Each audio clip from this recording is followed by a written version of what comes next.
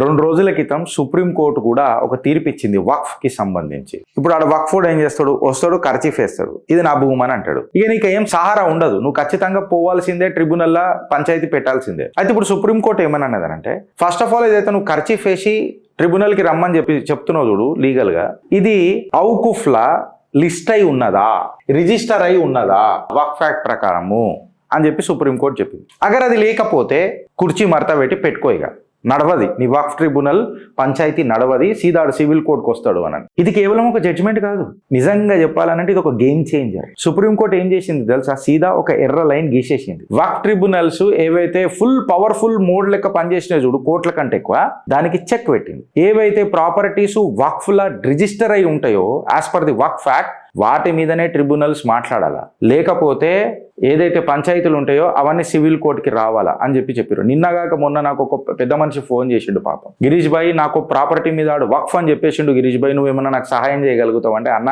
నేనేం చేయాలన్నా అని చెప్పిన. అన్న ఇప్పుడు మీరు మా షో చూస్తుంటే ఇగో మీకు శ్రీరామ రక్ష లెక్క ఒక కవచం సుప్రీంకోర్టు ఇచ్చింది.